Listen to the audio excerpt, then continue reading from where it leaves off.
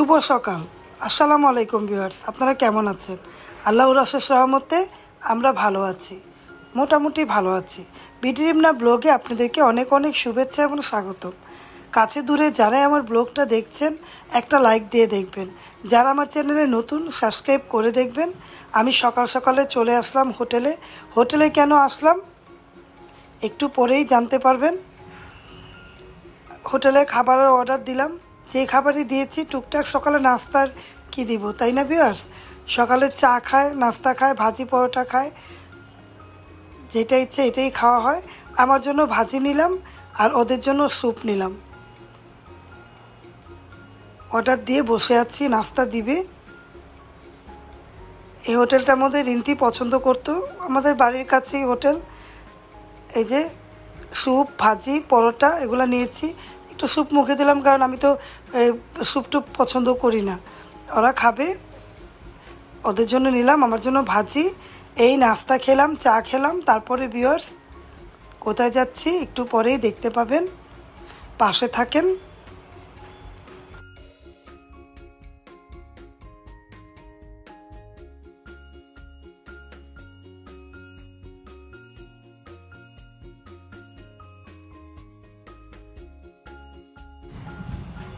হ্যাঁ ভিউয়ার্স, এখন আমরা যাচ্ছি হসপিটালে। আমার কানের ডাক্তার, চোখের ডাক্তারের ডেট আছে, যেতে বলেছে, তার জন্য যাচ্ছি। ভিডিওর পাশে থাকেন, দেখতে থাকেন। এই ডাক্তার করতে করতে আমার জীবন শেষ, তারপরেও বেঁচে আছি, আল্লাহ বাঁচিয়ে রেখেছে। আমি যেভাবে ডাক্তার দেখাই আপনাদের মাঝে শেয়ার করি, সব কিছুই শেয়ার করি টুকটাক। আমি যখন ঘরের ভিডিও শেয়ার করি, বাইরের ভিডিও শেয়ার করি, ঘোরাঘুরি শেয়ার করি, তাহলে ডাক্তারখানা বাদ যাবে কেন, তাই না ভিউয়ার্স? আপনারাও দেখেন, ডাক্তারখানা যাই, ডাক্তারখানা কত রকম ওষুধপত্র দেয়, ডাক্তার কিভাবে দেখে, কিভাবে ডাক্তার চলাফেরা করতে হয়। আমার থেকে অনেকে উৎসাহ পাবেন, যেহেতু আমার এত রকম রোগ, কেউ বলতেই পারবে না যে আমি অসুস্থ। আমি আলহামদুলিল্লাহ ভালো আছি, সব রকম রোগ নিয়েই আল্লাহ বাঁচিয়ে রেখেছে, ভালো আছি।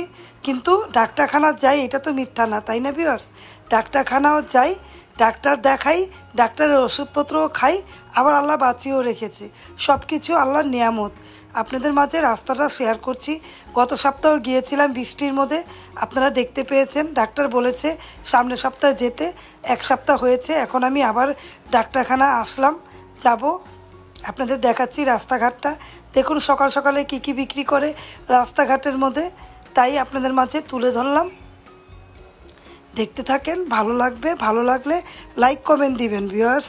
আর আরেকটা কথা ভিউয়ার্স, আমার ভিডিও দেখে আপনারা উৎসাহ পাবেন, কারণ আমার এত রোগ, এত রকম ডাক্তারখানা আমি যাই, কানের থেকে নিয়ে পায়ের, চোখের থেকে নিয়ে হার্টের, সব ডাক্তারই আমাকে দেখে চেক আপ করে ওষুধ দেয়, ওইভাবেই চলাচল করি। দুপুরে খাই, রাতে খাই না। আবার না খেয়ে থাকলেও মনে করেন আল্লাহ বাঁচিয়ে রেখেছে, দুধ খাই, এটা খাই, সব কিছুতেই আল্লাহ বাঁচিয়ে রেখেছে। আল্লাহর নিয়ামত, বাঁচিয়ে রাখার দায়িত্ব আল্লাহর, আল্লাহ বাঁচিয়ে রেখেছে। তারপর ডাক্তারখানা যেতে হবে, ডাক্তারখানা যাই, ওষুধপত্র খাই, তারপরও আল্লাহ সুস্থ রেখেছে। আমাকে দেখে আপনারা উৎসাহ হবেন যে এই মহিলাটা, আন্টিটা, আপুটার, ভাবিটার এত অসুখ, তারপরেও আপুটা, ভাবিটা, আন্টিটা ভালো আছে। তাই আমাকে দেখে উৎসাহ নিয়ে আপনারা থাকতে পারবেন। তাই ভিডিওটা করা, দেখুন, রাস্তাঘাটটা উপভোগ করুন। কথা যদি বিরক্ত লাগে তাহলে বিরক্ত হবেন না।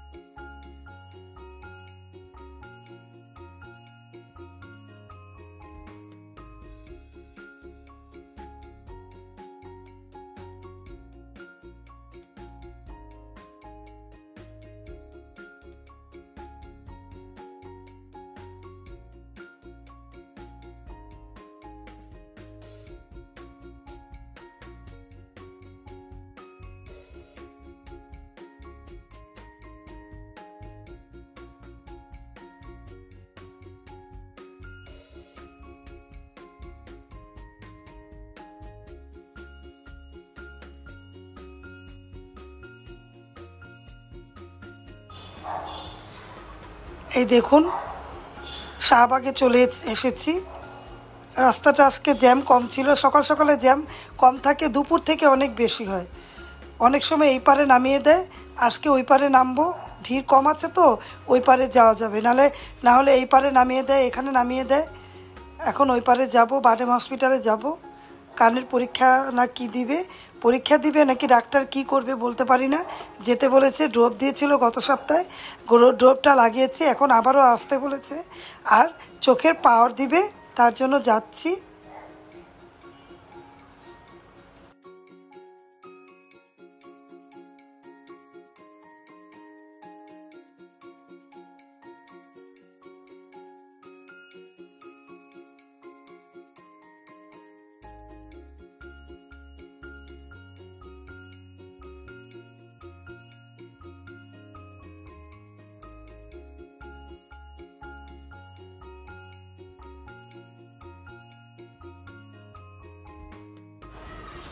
ছেলের হাত ধরে যাচ্ছি, দেখতে থাকেন ভিডিও।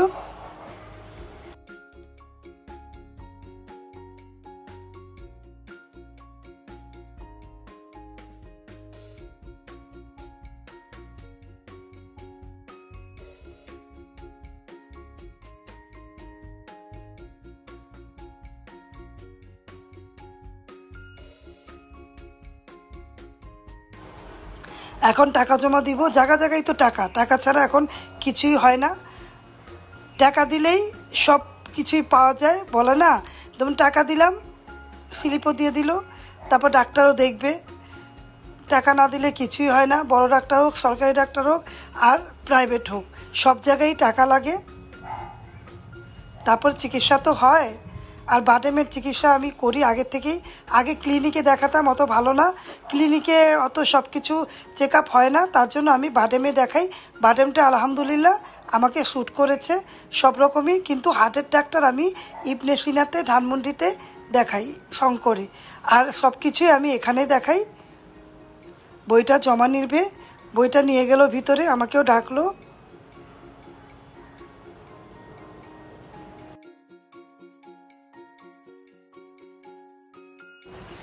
তারপরে ভিউয়ার্স ডাক্তারের কেবিনে চলে আসলাম। ডাক্তার কথা বলছে, জিজ্ঞেস করছে যে আমার কি কি সিমটেম, আর কি যে ড্রপটা লাগানোর পরে কি কি সিমটেম হচ্ছে আমার।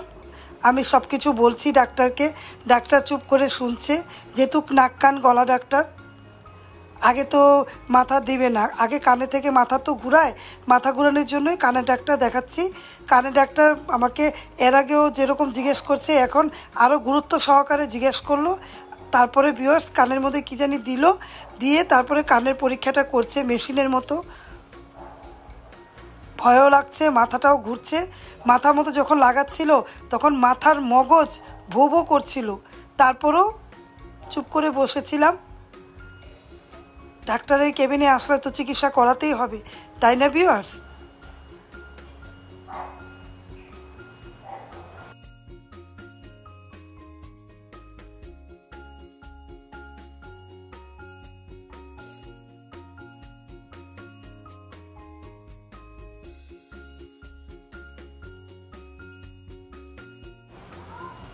কত রকম রোগ আছে, কত রকম নিয়ম আছে, তাই না?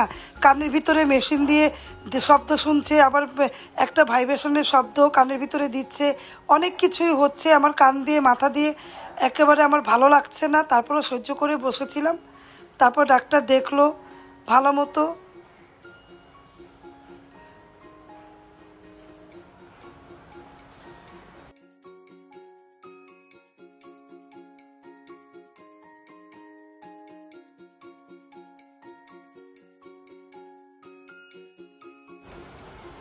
এখন বুঝাচ্ছে যে কীরকম কীরকম লেগেছে।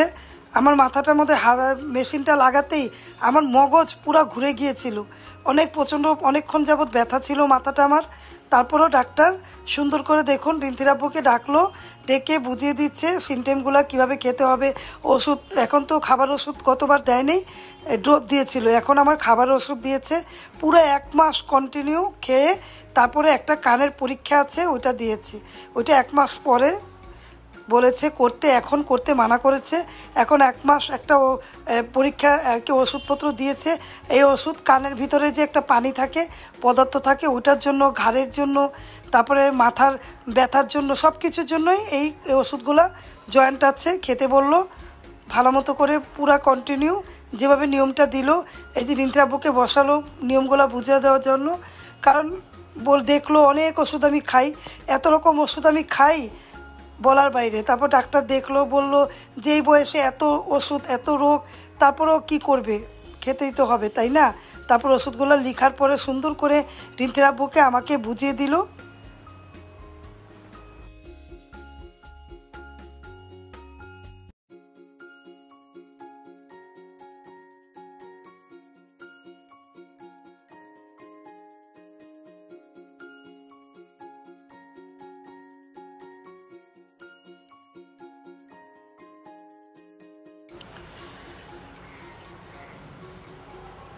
লিখছে আর কথা বলছে, কি কি জিজ্ঞেস করছে উত্তর দিচ্ছি। রাত্রে ঘুম হয় কি না, রাত্রে ওষুধ খেলেও আমার রাত্রে ঘুম হয় না, 4বার 5বার করে ঘুম ভাঙে।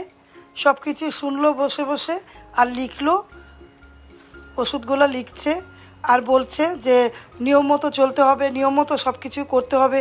মাথা ঘুরিয়ে যদি দাঁড়ার থেকে পড়ে যায় তখন প্যারালাইস হতে পারে, তার জন্য ডাক্তারটা ভালো মতো করে বুঝিয়ে দিয়েছে রিন্ত্রাব্বুকে। রিন্ত্রাব্বুকে ডাক দিয়ে বসালো, যেহেতু আমি রুগী, আমাকে আর কি বলবে, তাই না ভিউয়ার্স?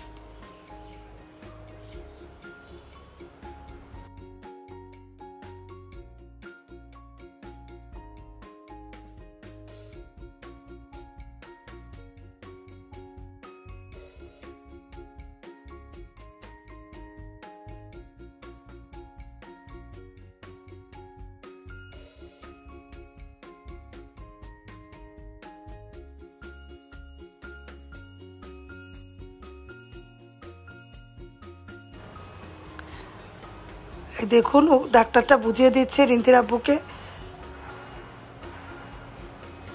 কারণ না বুঝালে তো হবে না। আপনাদের মাঝে শেয়ার করছি, আপনারা দেখুন, সব কিছুই দেখতে পাবেন। শুধু অল্পতে অস্থির আগে হয়ে যেতাম, একটা ইঞ্জেকশনে সুচ ফুটালে আমার বাড়িঘর উঠিয়ে ফেলতাম, ছোটোবেলা বিয়ের আগের কথা বলছি। আর এখন কত ওষুধ কত খাই, এখন কত ওষুধের উপরে থাকতে হয়, ইঞ্জেকশনের উপরে থাকতে হয়। এই ডাক্তার বুঝাচ্ছে এই মাথা কিভাবে কী জন্য ঘুরায়, কী করতে হবে। একটা পরীক্ষা, কানের পরীক্ষা লিখে দিয়েছে, ওইটা পুরো 1 মাস পরে ওষুধ খাওয়ার পরে এসে করতে বলল। দোয়া করবেন আমার জন্য। পরীক্ষাটা যে কানের পরীক্ষাটা দিয়েছে ভয় লাগে, ব্যথাও পেতে পারি। ডাক্তার বলল যে কিন্তু 1 মাস পরে পরীক্ষাটা করতেই হবে, কিন্তু 1 মাসের ওষুধ লিখে দিল, নিয়ম মতো চলতে বললো, নিয়ম মতো আমার চলতে হবে। সুন্দর করে বুঝাচ্ছে দেখুন, তার জন্যই আপনাদের মাঝে ক্যামেরাটা অন করে আমি নিলাম। কথা তো নিতে পারিনি, কারণ অনেক শব্দ ছিল, সব শব্দ আপনারা বুঝবেন না। ডাক্তার রিন্ত্রাব্বুকে বসিয়ে সব কিছু নিয়ম বুঝিয়ে দিল।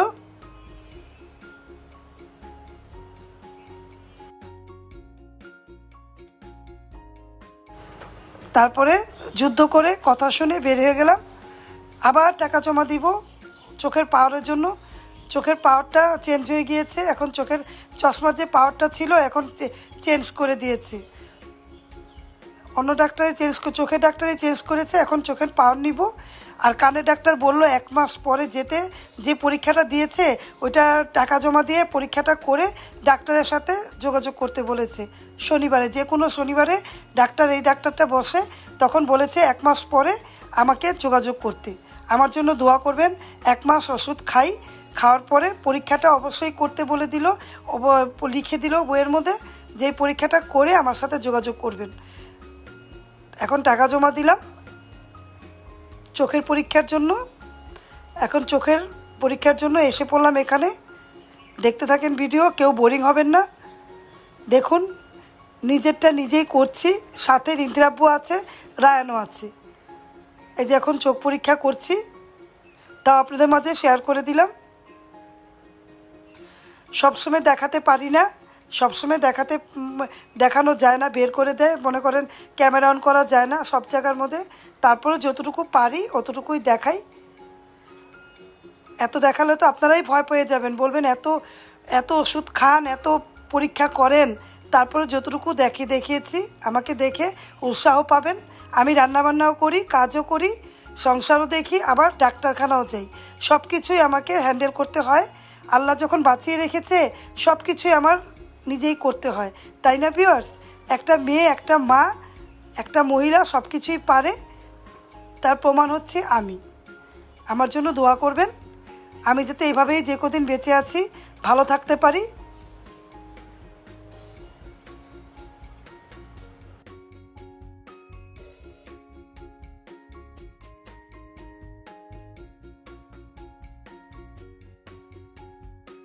তারপরে ওষুধের জন্য চলে আসলাম, ওষুধটা নিব। কেন নতুন নতুন ওষুধ দেয়, গতবার সপ্তাহে দেখতে পেলেন পায়ের ওষুধ নিলাম এই ডাক্তারখানা, এই হসপিটাল, এই ফার্মেসি থেকেই। এখন আবার চলে আসলাম বাডেমের ওই পাশে চোখের কানের ডাক্তার নেওয়ার জন্য, কানের ওষুধ নেওয়ার জন্য। চোখের পাওয়ার তো দিয়ে দিয়েছে, এটা পরদিন পরীক্ষা করাবো, পরীক্ষা করিয়ে চশমা নিব। আর এখন ওষুধটা, কানের ওষুধটা নিচ্ছি। ভিডিও এতক্ষণ দেখার জন্য ধন্যবাদ, ভালোবাসা। আমার পাশে থাকবেন, আমাকে উৎসাহ দিবেন, আমার জন্য দোয়া করবেন, আমার ফ্যামিলির জন্য দোয়া করবেন, আমার ছেলেমেয়ের জন্য দোয়া করবেন। তাহলে আমি ওষুধ নিতে নিতে ব্লগটা শেষ করে দিব। আজকের মতো বিদায়, আল্লাহ হাফেজ। এতক্ষণ থাকার জন্য ধন্যবাদ এবং ভালোবাসা। আসসালামু আলাইকুম।